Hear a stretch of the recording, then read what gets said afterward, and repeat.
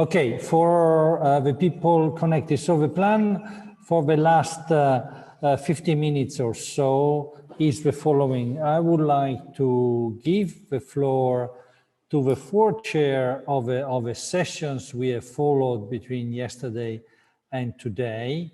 So these people are Christina Voigt, Professor of Law, University of Oslo, Mario Martina, Professor of Risk Management, IUS Pavia, Sarah Mead, Climate Change Litigation Network, and Antonio Navarra, Director of European Euro-Mediterranean Center for Climate Change. So as you can see, which we chose on purpose as chairs two scientists and two lawyers. And the plan here is to try to bring together into the discussion the key points that were raised in the different panels. So the plan is that I will give the floor to the four chairs, say 5-7 minutes. If you want to bring in and share with the audience what you think are the 2 or 3 key messages, or what are the 2 key questions that you would like to be debated in this panel. So we will have 5-7 minutes maximum each, and then we will look at the Q&A in the chat, and we'll try to address the Q&A in the chat. So scientists can ask a question to the colleagues, lawyers, and vice versa if you want. Okay, so it's up to us to play it. Okay, so I start giving the floor to Christina. Thank you very much. The floor is yours. Thank you, Roberto, and hello, everyone. Thank you for inviting me to report back from the discussion we had yesterday. And it's a pleasure to do that, because it was, in my view, and I hope the audience agrees, a particularly interesting and rich discussion. And it just underlines the point that was just made in the previous panel by Mark Willer, that we actually do need tutorials either way. We had 3 climate scientists who presented to the audience, but in the discussion and Q&As, we had a very interactive forth and back between science and law and litigation. It was really, really fascinating. And I think there was a shared notion in the virtual room that this is something that we need more of, and a better understanding both from the legal lawyer side on the science, and maybe also from the scientist side on where does the law stand these days? Where are we in terms of legal work and also litigation? Just very briefly, we looked at climate science. Where do we stand? There was primarily focus on different model pathways prepared by the IPCC, leading to different, of course, temperature increases. And we were looking at what kind of impacts would these different pathways bring about, and what does it mean then for the law if we look at different impact scenarios, in particular when it comes to sea level rise, glacier, ice cap melting, and so forth. I think that was something that was really, really important to know for the legal community. We further then also connected these discussions to the temperature goals in the Paris Agreement. There was a bit of a discussion around which temperature goal. Is it 2 degrees? It is well below 2 degrees. So is it 1.5 degrees? And each one of them, of course, leads to very different pathways and impacts. And that was very interesting to discuss what is the legal framework, and how does it translate actually into climate, into scientific input and potential harm.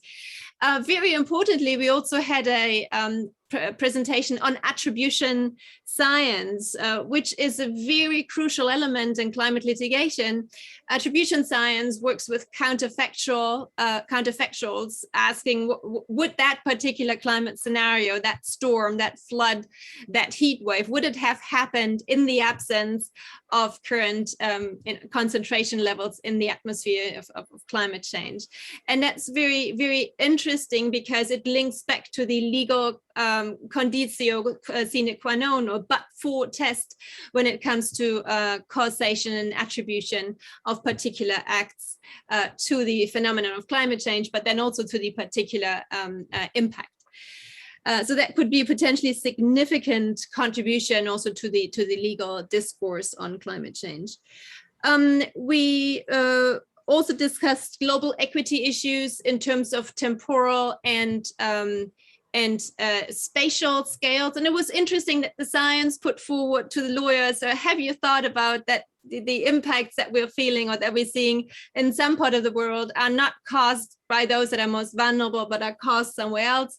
It's interesting, of course, lawyers have thought about it for quite some time, but it's very important to be reminded of these very difficult equity questions, which also are, of course, legal issues. There was a question from one of the scientists whether climate change is actually a crime against humanity, especially when it comes to future generations. So the discussion focused, as I said, on temperature goal and the Paris Agreement and how to understand it in light of science.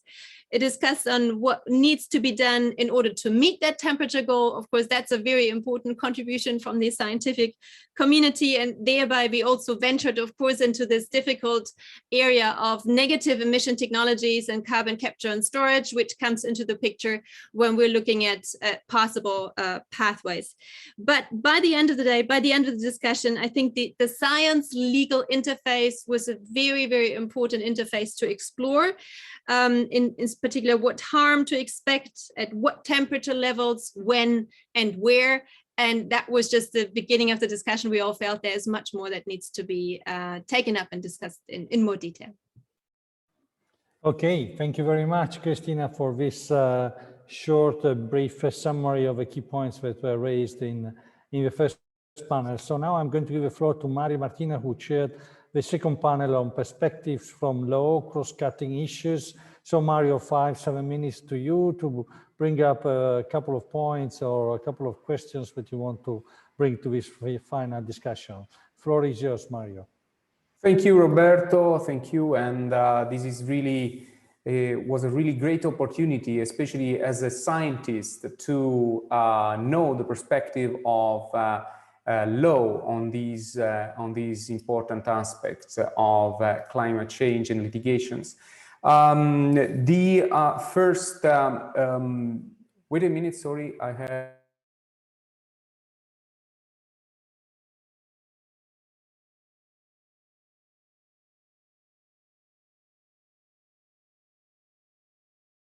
I'm sorry, I don't see any more the screen. Give me just 1 second. We can see you. We can see you, Mario.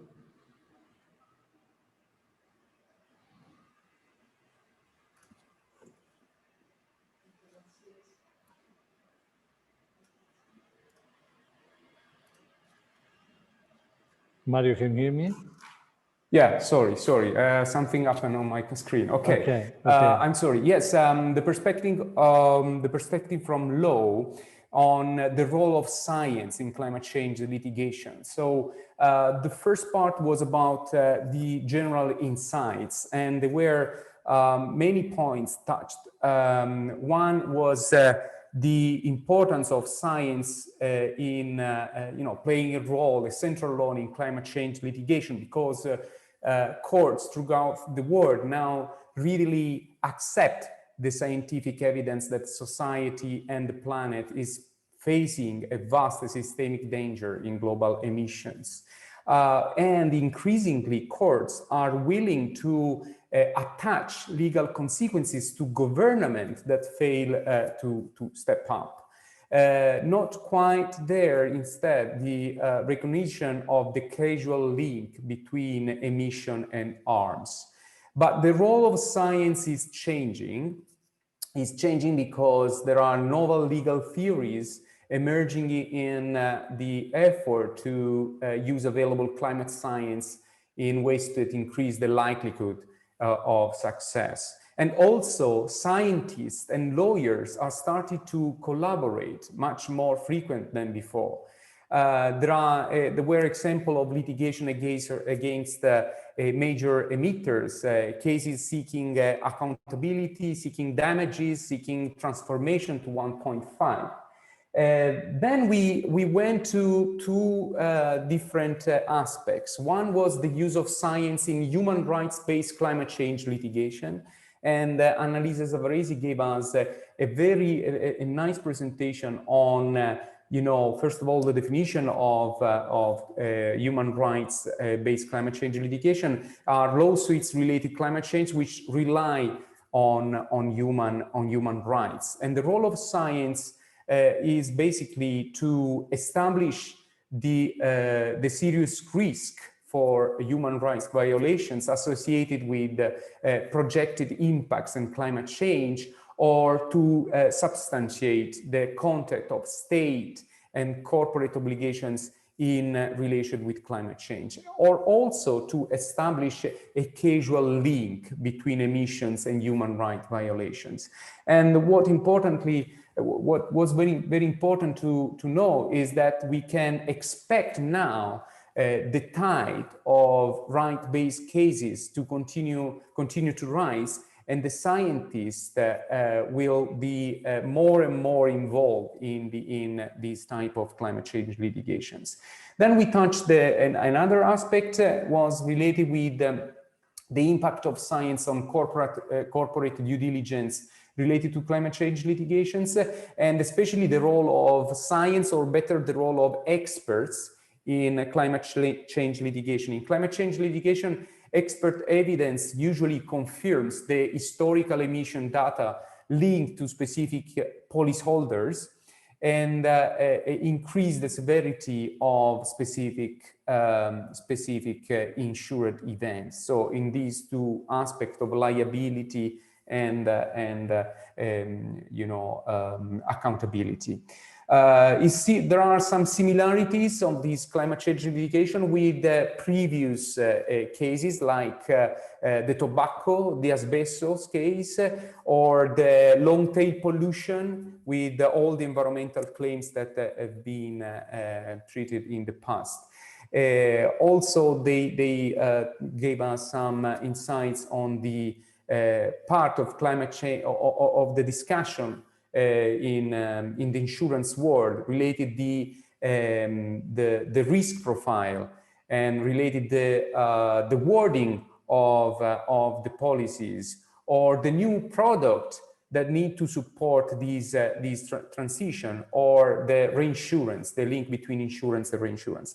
So many questions. One question that probably is interesting to raise is also about the role of specific case, individual case, because there is, we talk about class actions and many litigations related with children or human rights, intergenerational equity. But what about specific cases like individuals suffering impact, or farmers suffering for reduced yield due to climate change?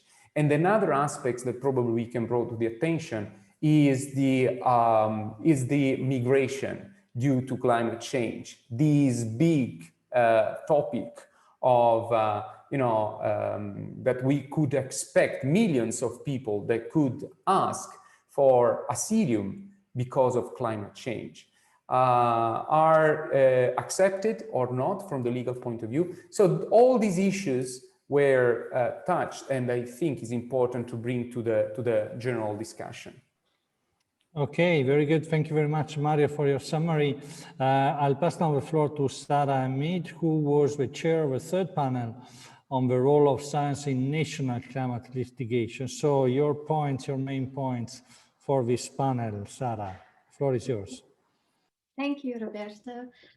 We had three wonderful presentations in the third panel on the role of science and climate in national climate litigation, and it saw us go on something of a global tour. We had presentations focused on climate litigation in the global south, in the US, and then in Europe. And yeah, it was clear that climate science serves as the essential foundation in all national climate cases, particularly those where climate change is a core issue. And the key takeaway from our panel was that very few defendants actually dispute the core conclusions of the science, only what it means for them. So this is perhaps not surprising, probably definitely not for the scientists that are attending, but it was, I think it's important to keep in mind that courts deal in facts. And so what might be sort of obfuscated in the public and in the media about climate change sort of falls away when you get into a courtroom where the court has to establish facts for the purpose of litigating the dispute, and therefore we see most of the core issues sort of falling away in that respect.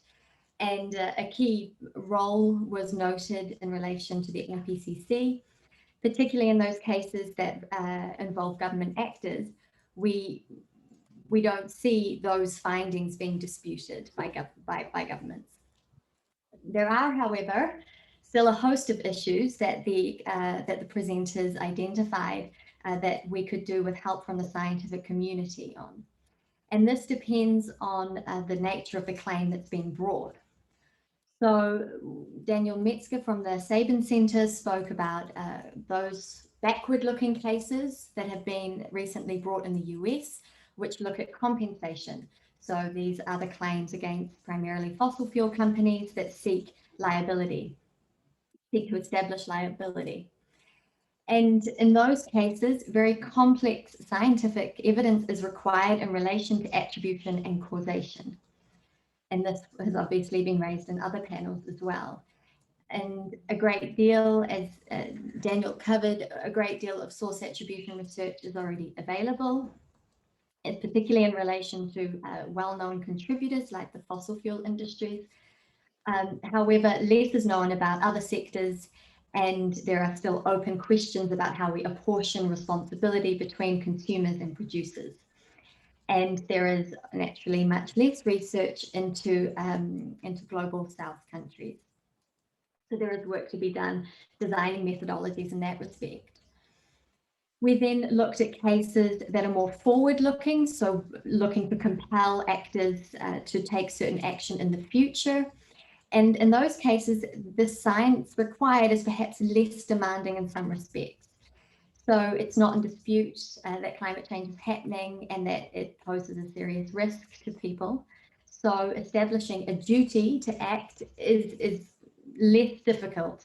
There is existing science that you can rely on to establish that, and perhaps also for corporations, as is shown in the Shell case. What's more difficult, and what we look to scientists to help us resolve, are questions around, and Dennis van Berkel expanded on these, timing of emissions reductions, how fast do actors need to reduce their emissions, and questions of equity and fair share. So we can figure out what we need to do globally, perhaps, to get to a certain point, but how we share that between countries and corporations is a sort of open question. But there is a lot of effort sharing methodologies that can be drawn on to help us establish kind of common baselines for that, and that's something which really we need more assistance with from the scientific community. And then finally, accessibility to climate science was raised, particularly in the global south. Accessing this research is often not so straightforward. Jolene Lin spoke to the fact that most of these cases are brought by grassroots organizations in the global south with limited resources. And there is an important climate justice aspect related to this. In the absence of proof of climate harms in some of these most vulnerable communities, it's difficult to bring the case to seek redress. And so to the extent that the scientific community can engage with more vulnerable communities to assess what research needs to be done, that could be really helpful for designing those cases going forward. And my final point, one of our panelists raised the issue of the precautionary principle in all of this. And I think that's really something that us lawyers need to keep in mind, and perhaps is also relevant to the scientists. Climate change litigation is perhaps unique in that for those cases that look to the future, we're dealing with existential risks and potentially irreversible harm on global proportions. And so it's not appropriate at all to require certainty. And that takes us back to the precautionary principle, which indicates that where there are threats of serious and irreversible damage, lack of full scientific certainty must not be used as a reason for postponing cost-effective measures to prevent environmental degradation. But on that note, I think that was a whirlwind trip through our panel discussion that we had earlier today. And I'll hand over back to you, Roberto. Thank you. Thank you very much, Sarah. So I'll give now, first, before giving the floor to Antonio, I want to ask the participants if you have questions that you want us to discuss between, say, 1800 and 1820, please put them in the Q&A session. So I'll give the floor to Antonio, who chairs the fourth panel on the role of science in international environmental and climate change litigation. Antonio, the floor is yours. Thank you very much, Roberto. We had a very interesting discussion and very wide, because what it was clear is that in the international arena, there are a huge diversity in courts. So a number of actors are now acting, from the ICJ to the European courts to the Inter-American courts. So there is a wide variety. And the discussion, I think, pointed out the importance of procedure and the diversity of procedure that these different courts uses for different cases. And in the end, one of the aspects was how every case has different characteristics and must be treated in a different way. For instance, if the procedure is by written statements only, or involve a adversarial kind of discussion, then the dynamics is completely different. And also the involvement of science is completely different. And because of the wide differences in sophistication in these courts, that this means it's really difficult to find a unique sort of approach. So one has to be flexible and realize that there are these issues. Of course, everybody pointed out the importance of science and the role of experts into this process, as all of you have already done. And I would say it's not surprising. Without science, we wouldn't be here today discussing climate change, so it's natural. On the other hand, there was a more or less clear worries about sort of militant scientists involved in the legal procedure. They feel that they're not really trained or vulnerable to cross-examination and legal procedure. So the issue is how you involve in a fruitful and useful way the expert witnesses into the process. And that's not clear. That's, of course, depends, again, on the various courts and the various procedures. But I think that was one of the issues that came out very clearly from the discussion. Another point that was raised was the kind of feeling of a little bit of discussion of what is the level of scientific evidence that is required or is minimum.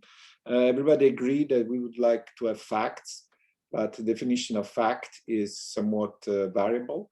And so the issue is that in the end, we all end up with statistical statements, and we don't want to discuss, probability distribution in front of the court. That's probably not something very useful, or the details of numerical models. So the question is how you ingest this information in a way that is understandable, useful in the process, and in the end, what is the level that court starts to admit as sufficient for taking a decision.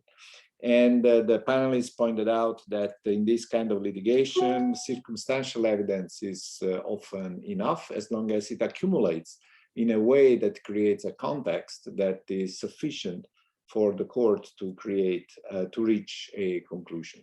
So I think it was very important. It pointed out very important issues. I think this issue will become more and more crucial as events develop and the number of these cases increases.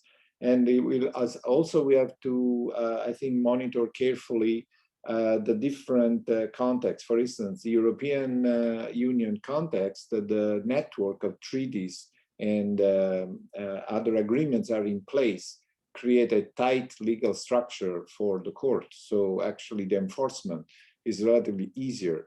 In the other cases, it's a little bit more complicated. So there are these different levels that I think have to be monitored carefully. So I think I'll stop there, and my fellow panelists will forgive me if I forgot something or misrepresented what they said. Okay, thank you very much, Antonio. So I want to start the discussion. I don't see any question in the Q&A on the following point. So I must say the whole discussion gave me some very a very positive view of the problem of climate change. No, we said science, in terms of science, we more or less know the science. There is agreement on who caused climate change. We know that we are heading for disaster. So, and whatever science evidence we have, I'm thinking about IPCC, the legal experts said it's enough to bring court cases. Then we heard from some talks by legal experts that there has been some court cases, and more have been brought up, that actually are won in the sense that they are forcing countries or companies to try to reduce emissions. But still, if I think about what's happening in reality, I can see emissions increasing. Last year, another 30 gigatons of CO2 was put in. I still see governments talking about long-term goals, 50% reduction by the European Union by 2030, net zero by 2050, no clear discussion about how much emissions will be reduced in 2021 or 2022. So we have been talking and giving an impression that now everything is clear, this is the way forward, but I don't see the actions, the reductions, the mitigation action that are needed. So the question for the panel is, what can we do to see these actions? To see governments passing laws and then enforcing companies to reduce emissions by 5, 6, 7% a year from this year. What do we need to do? Is there a need for even more interaction between the legal experts and the scientists to make sure that there is an acceleration of action? This is what I would like to propose as a theme for discussion. So I start asking Christina, what do you think we need to do? Well, that's a kind of $1 billion question here. But I think that there are several things that are still not quite clear and where science could really help to accelerate action and also make clear what is needed. One example is the goal of net zero emission around 2050. It is a global goal, and it's very unclear how that is supposed to be achieved. For example, if the EU adopts a carbon neutrality goal for 2050, that doesn't help that much because there are countries in this world that also need to get there by 2050, but they may need longer, which means that certain actors need to get to net zero much, much earlier than 2050. And here, science could help to establish, and I don't know, more clear pathways to global net zero emissions around 2050. What needs to be done prior to 2050? And past 2050, the IPCC says emissions have to be net negative. And that part of the discussion is kind of not yet overall overly understood. What does global net negative emissions actually mean? So I think this overall, where are we headed, and break it down more clearly to timeframes and maybe even particular actors would be helpful. But this is just 2050, but we need to take actions pretty much now in order to stand a chance to get there by 2050. So near-term goals, 2025, 2030, need also be much more clearer and maybe also from the scientific side, much more defined of what is needed in the next couple of years to get where we need to be by 2050.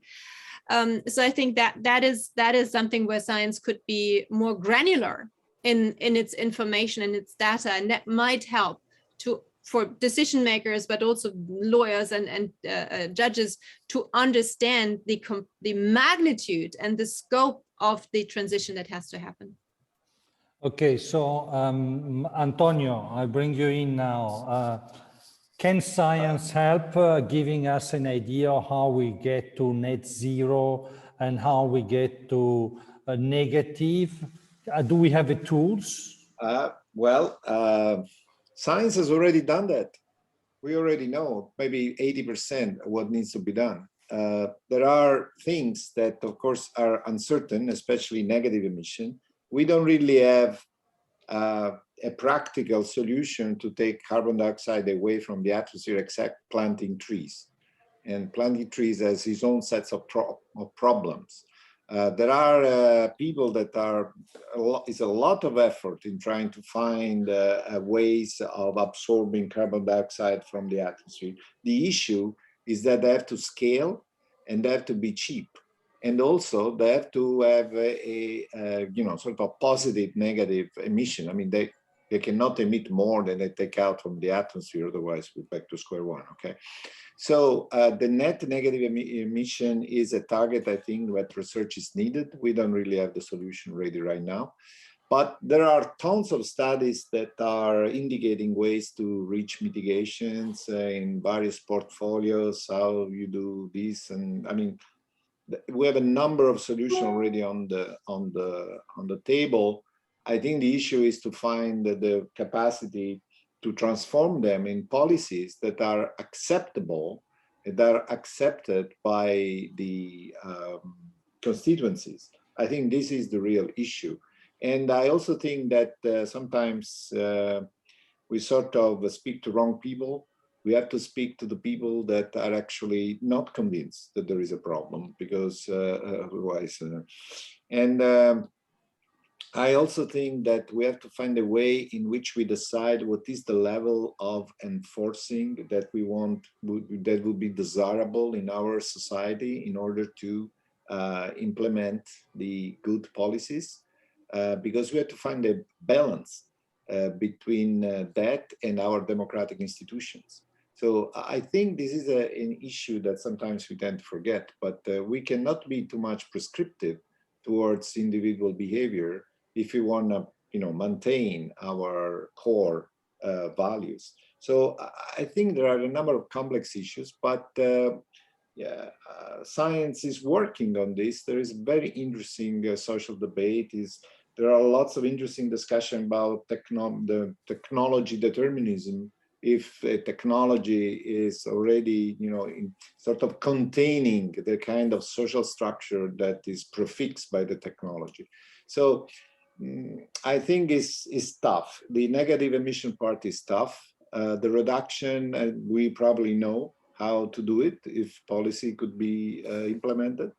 But no question, the target to reach net zero is really tough. And Fit for 55, that is the new program of EU. I would have chosen a different names. It looks like the name of my gym, Fit for 55, but anyway. So it's very ambitious and it requires a lot of research. And one thing, sorry, just one moment. One thing that emerged in the panel, but I didn't mention before, is the role of the government science agencies. It's a very important role. And I think we should come up with some, I think they need to be protected in same way that we establish the independence of the judiciary, we should establish a principle that, science agencies has to be protected and maintain an independence. Because I wouldn't be surprised if one way of removing the problem would be of just removing the government agencies. So I think that's something that we haven't thought, because we come from a history of very high regard for science. Last 50 years, I've seen science in the forefront and everybody was happy with that. But that's no reason why it should keep like this for the next 50 years. So I think we should be worrying about that. Okay, so your points bring me to ask you a following question to Sarah, which is about making a lot of climate change litigation cases against governments. It looks to me as if we need governments. I'm thinking about the Italian government, for example. We don't have a law that says that we have to reduce emissions by 5% a year, 7% a year, and so on. I wonder whether the next step to be able to force an acceleration in the decarbonization is to make the governments, to bring the governments to court and force them to pass laws. Maybe I'm wrong, I don't know. What do you think? It's interesting that, thank you, Roberto, that you use Italy as an example, because a case was just filed against Italy, I think last month. And it does not seek, as you suggest, in its remedy that the government necessarily pass legislation, but that is, it's often implicit. And so I suppose the problem with perhaps though your question would assume that if they had legislation, the targets in the legislation would be sufficient, and unfortunately we haven't seen that. So the case in Italy is brought on tort and human rights, and that has been the case also in the Urgenda case and many other cases. And it's often, even if there is legislation, those cases are being brought essentially challenging the targets in the legislation for being insufficient. So I think we're seeing around the world an increase in climate framework legislation, and that will continue to be the case, but it certainly doesn't solve the problem nor sort of do away, unfortunately, with climate litigation, because countries are not setting the right targets. They're not setting sufficient intermediate targets to show that they're going to reach their longer term targets. And so, yeah, all we can, one thing that we are trying to focus on though, is to also, turn the court's attention to also the procedural aspects of how the government has set its target. And I think that's something that will be important going forward, because courts might, because of these issues with separation of powers, might be uncomfortable to say, to look at, inquire into the substance of the court's target. But they should feel very comfortable to look at whether the government has followed the advice of, say, like Antonio suggested, what your national climate science body is saying needs to be done. Because very often the national climate science body is saying that the government needs to do drastically more than it is. And so we have the government basing their targets, even if they're in legislation, on, they cannot be really supported by the best available science. So with or without legislation, it seems that we find ourselves in a problematic situation. I hope that answered your question. Let me know if it didn't. Yes, thank you. So I just want to go back to an issue of communication between the two communities and education, and I want to bring in Mario Martina.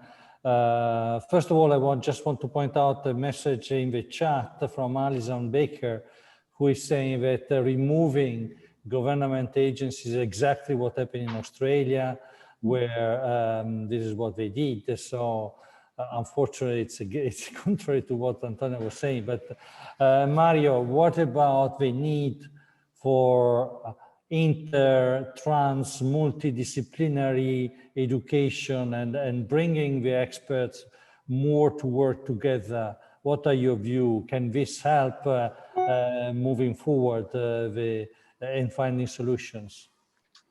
Yeah. This is to me, this is really a key issue of all the problem, because for sure the problem is a complex problem, which means that the complexity makes these different aspects interdependent each other. The legal aspect with the scientific aspect, with the economy, with the social. And first of all, it's a problem of communication and language. In our panel, for instance, I discovered that we have different definition of what is for predictability, the concept of predictability, or what is a foreseeable event. for a court. You know, for a science point of view, we always refer to probability levels. You know, what is if the return period is higher than 100 years return period, or even higher, for us it is still predictable. You know, it's very rare, very unlikely to happen, but it's still theoretical predictable. So the language is important, communication is important, and it's important in two aspects, I think. First of all, how to transfer from the science community a message to another community, which could be the legal community, the decision makers community, how to transfer the message by keeping the core of the message when the message is very complex, very complicated. So there is a resistance, from my point of view, from the science community to simplify things when they put a lot of effort to understand complex problems. This is something that I discovered, that sometimes there is a sort of resistance to make things too simple, because these is taking out the value. Complex, sometimes complicated things sometimes seems to value more than simple things or easy to understand. But the other aspect is what you are saying, that the problem, it cannot be seen by just one perspective, the perspective of a disciplines. And unfortunately, science is organized by disciplines.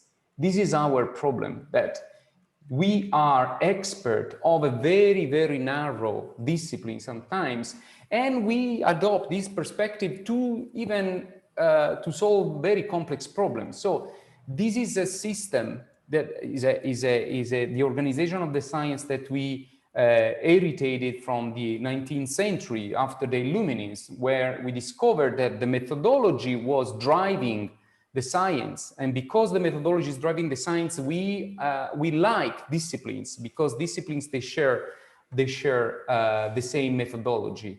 Unfortunately, the work doesn't work like that. We have problems that do not care about disciplines. Disciplines are just tools, and when you need to solve a problem, you need to use different tools. And collaboration among different disciplines, among different fields, is unfortunately necessary.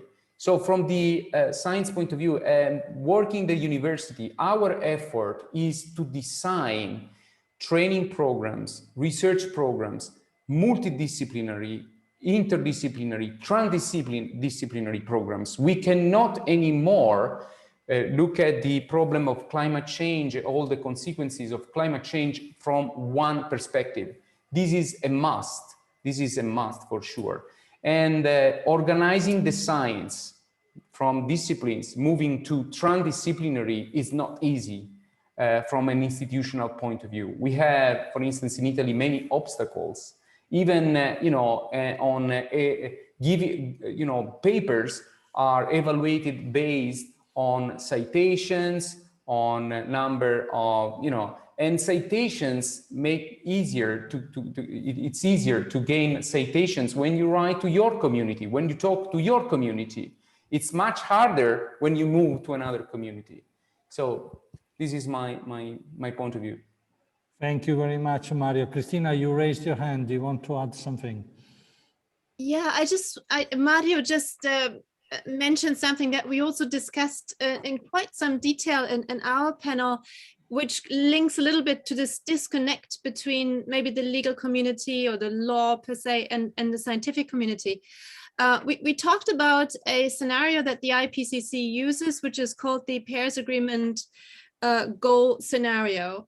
And in that scenario, the temperature goal is set at 2 degrees centigrade. And the point that was discussed was that the Paris Agreement does not set a 2 degrees centigrade goal. It sets a goal of holding temperature increases well below 2 degrees. And that was something that was negotiated in great detail, that it was possible. One possible option would have been a 2 degree goal, but it was decided not to include it and instead include a goal which keeps temperature increases well below 2 degrees. So to include a safety buffer to reaching 2 degrees. But the scientific community used that Paris Agreement goal as 2 degrees and not really reading or assessing or knowing, I don't know, about the well below safety buffer that was included in Article 2. And that was interesting because I wasn't aware of it, and scientists seem to be not really aware of where this well below was to be understood. And I think there's a need to collaborate more closely about how to interpret and understand the legal agreements and what it does mean for scientific scenarios. Okay, thank you for this point. Before passing the floor maybe to Antonio to address this point, I want to ask Mark Willis, who has been invited back in. You had a question in the chat. I think it would be great if you can answer it directly because it touches on an important point. I think it's a question for scientists, but Mark, please go ahead. Yeah, sure. Thank you very much, Roberto. It's a point that, as I say in the question, I keep coming back to, and perhaps it's just my inability to understand the science, and so I need to be put right on the point. But whenever I look at governments' policies to tackle climate change, I see an over-reliance on negative emission technology. And that technology either doesn't yet exist or may be impracticable, perhaps because of the scale of the land use required. Although we heard yesterday Miles Allen talking about a carbon tax, and that would therefore pay for perhaps some of this technology to be deployed, there's no suggestion by governments that that's what they're intending to do. And so I wonder whether or not scientists could perhaps make it quite clear one way or the other whether or not what governments seem to be doing at the moment is loading the burden on youth and future generations by reliance on technology that may not exist or may never practically be deployed. And with that evidence, we then may have a better chance of forcing governments to live up to the highest possible ambition set in the Paris Agreement, to which they've all signed up, and ensure that they don't effectively create this awful scenario for future generations where they'll have to turn off the lights and keep away from the sun because there is no technology to save them. Yes, okay. So Antonio, why don't you give an answer? Then I would like to jump in as well on this issue. So Antonio, what do you think about this question by Mark? Well, 2 degrees is going to be exceedingly difficult. Well below 2 degrees, I would say it's impossible. I can tell you right away. Because the main reason is that there is a delay between when we put the carbon dioxide in the atmosphere and when it sort of equilibrates. So I would say there is half a degree already in the bank, so to speak. So the greenhouse gases are already there, already have a potential for roughly half a degree already in there. So if by miracle we would stop the emission at the present, the concentration at the present level, I would guess we would see half a degree easily. So I would say it's a very, very ambitious target. And I understand the logic. I understand that we need, a target point. So that I understand very well. But I think we have to be realistic, and we have to understand. That's why I think adaptation is so important, because we're going to have some changes. No question about that. And on the other hand, we need adaptation and we need mitigation, because we cannot do everything with adaptation. It's too expensive. Certain things cannot be adapted. So we need to have both things going on at the same time.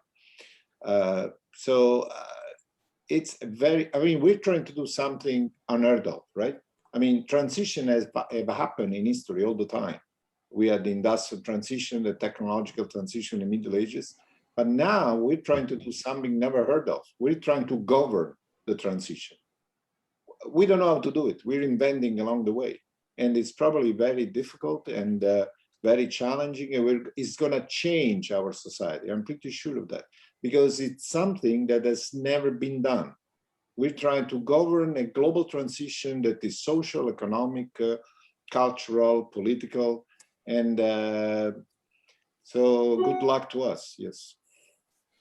Okay, on the point that Mark you raised, I must say I agree with you. And